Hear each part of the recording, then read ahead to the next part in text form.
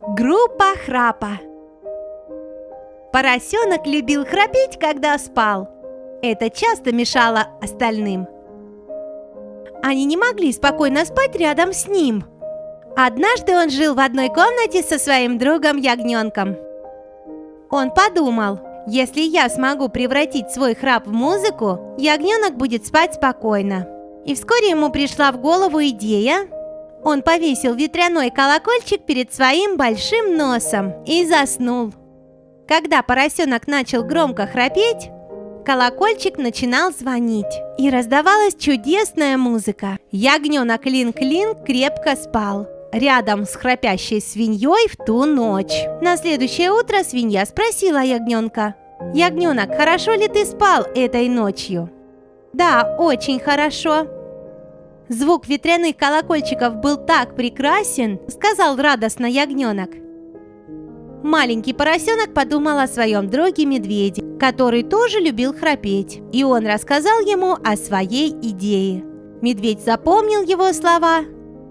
На следующую ночь друг медведя олень спал в комнате медведя.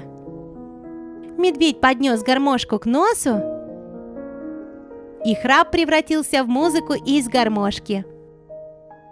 В ту ночь олень спал очень хорошо. Медведь рассказал секрет своему другу барсуку, который тоже храпел. Барсук тоже так сделал. Однажды ночью он спал в одной комнате с собакой. Он повесил инструмент перед своим носом, а потом заснул. Тогда его храп стал музыкой. Так что в эту ночь собака спала спокойно под музыку. Потом все их друзья узнали об этом, и они пришли послушать свою особенную музыку. Все они тоже быстро засыпали под музыку. Это было что-то вроде сонаты. На следующее утро, когда свинья и медведь проснулись, они нашли животных, спящих за окном. Они были рады этому. Поэтому они решили создать группу храпа, чтобы лечить бессонницу. Пятнистый леопард не мог спокойно спать, поэтому он пришел к доктору.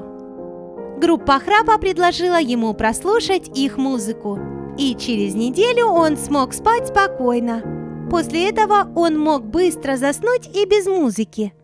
Многие другие пациенты приходили, и группа храпа вылечила их бессонницу. Все они хвалили группу за сообразительность ее участников. Группа храпа замечательная!